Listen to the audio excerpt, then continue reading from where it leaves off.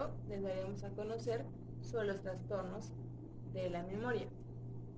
Nuestro grupo está conformado por Cilia Sánchez, María Márquez, Ketsi Chávez, Sharon Ramírez, Sharik García y Cristian Rafael.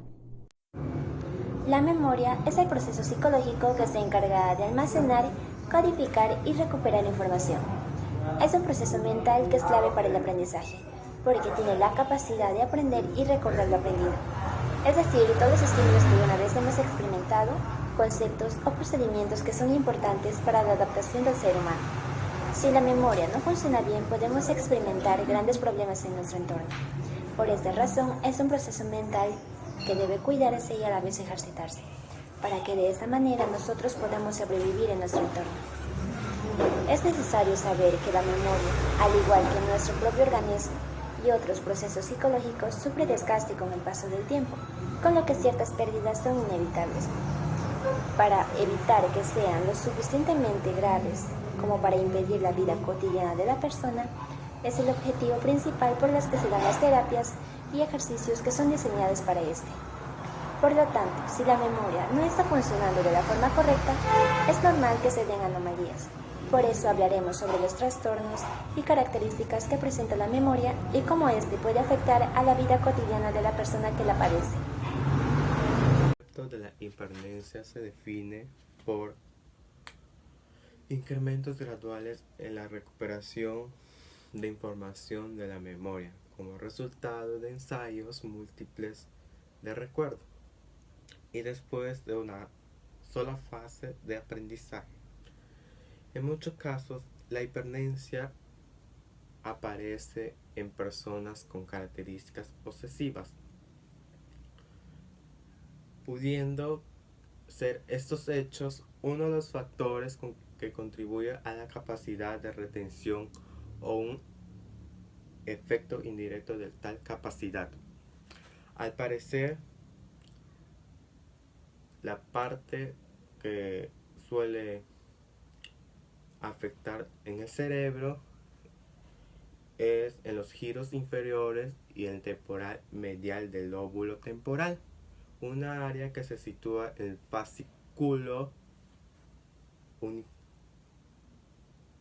unciforme, en el cual tiene un papel importante en la memoria autobiográfica. La dismnesia es la alteración que disminuye la memoria, que impide evocar los recuerdos, o en algunas ocasiones los recuerdos son borrosos o pocas claras. Esto es a causa debido a un mal funcionamiento del cerebro. Se caracteriza por dificultades para fijar, asociar o como olvidos de rostros, nombres, direcciones, etc. Hay varios tipos de dismnesia, por ejemplo, la alumnesia. Es cuando alteramos los recuerdos del pasado. En este caso, el sujeto recuerda con alguien en el cual se están comunicando, pero él altera lo que le han dicho. O sea, él altera la información o lo que han tenido en esa conversación. En el siguiente tenemos a la paramnesia, es la alteración de la memoria. En este caso, los recuerdos es cuando el sujeto tiene un falso recuerdo, tiene falsos recuerdos, pero él cree que esos recuerdos son verdaderos, en el cual sustituye los recuerdos reales. El siguiente es la mentira patológica. No estamos hablando de una mentira intencionada, sino en este caso la persona llega a creer que sí es verdad de lo que está diciendo, lo que está informando a otras personas. Él cree fijamente en él. Para el siguiente, el penúltimo, es la parafrenia fantástica. Es cuando el sujeto relata historias incontrolablemente, historias que son irreales, pero en tanto que él va contando, puede ser que cierta persona les crea que sí es verdad ciertas historias, pero no lo es. La hipomnesia. ¿Qué es la hipomnesia? Esto es conocido como la disminución en la capacidad de nuestra memoria para poder almacenar los nuevos recuerdos creados.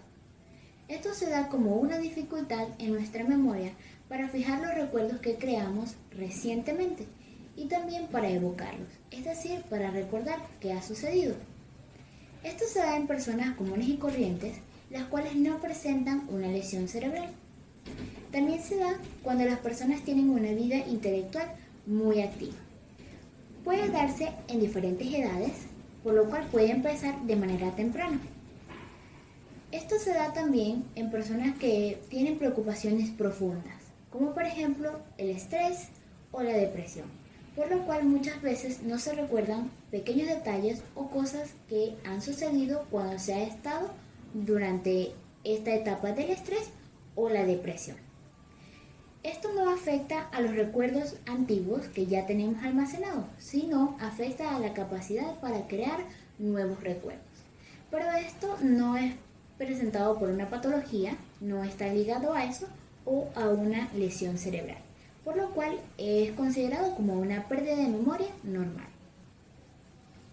La amnesia es una enfermedad por pérdida de memoria.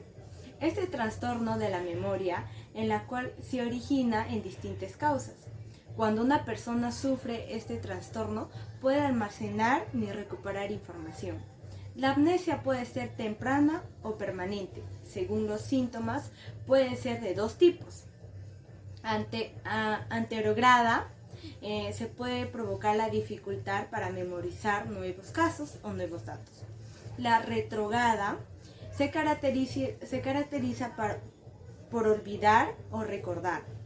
Por otro lado, la amnesia consiste en errores de reconocimiento de los recuerdos, como el llamado criptonesia, entre otros. Se caracteriza por la dificultad de aprender informaciones nuevas del inicio de la amnesia.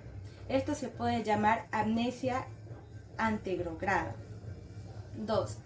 Se puede dificultar para recordar eventos del pasado o información que solía ser familiar. Esto se puede llamar amnesia retrograda. Las clases son amnesias retrogradas. Bueno, la amnesia retrograda es la experiencia de no recordar sucesos que pasaron o se desarrollaron en tu entorno. Amnesia anterograda. Existe una capacidad total de una hora parcial que se puede hacer las experiencias que se van viviendo que se pueden quedar fijadas en la memoria. La amnesia global o transitoria es la pérdida temporal de toda la memoria en corto plazo. La amnesia disociativa es incapaz de recordar informaciones personales recibida como negatividad o asertividad. La amnesia infantil es la habilidad para recordar eventos de la infancia debido a la inmadurez o ciertas áreas del cerebro. La amnesia puede estar o está localizada para provocar daños de la estructura cerebral que informa o para informar el sistema límbico, en la cual controla emociones y recursos. Estas estructuras comprenden el tálamo, que yace en el centro del cerebro en la información del hipocampo, las cuales se sitúan dentro del lóbulo temporal del cerebro. Muchas gracias. La enfermedad del Alzheimer es una enfermedad mental que se caracteriza por la degeneración de las células nerviosas del cerebro. Las manifestaciones básicas son la pérdida de memoria, la desorientación temporal y espacial y el deterioro intelectual y personal. Este es un proceso neurológico. Suele iniciarse en la zona muy concreta del cerebro, el hipocampo. No obstante, a medida que la enfermedad va avanzando, se va expandiendo a otras partes del cerebro. Las neuronas se dañan, pierden conexión entre sí y finalmente mueren. Los científicos creen que, en la mayoría de los casos, la enfermedad del Alzheimer es consecuencia de combinaciones, factores genéticos, ambientales y un estilo de vida que afectan el cerebro a lo largo del tiempo. Existen dos tipos de Alzheimer. El Alzheimer temprano, que los síntomas aparecen primero antes de los 60 años. Este tipo de Alzheimer es mucho menos común que el de aparición tardía. El de aparición tardía suele aparecer después de los 60 años.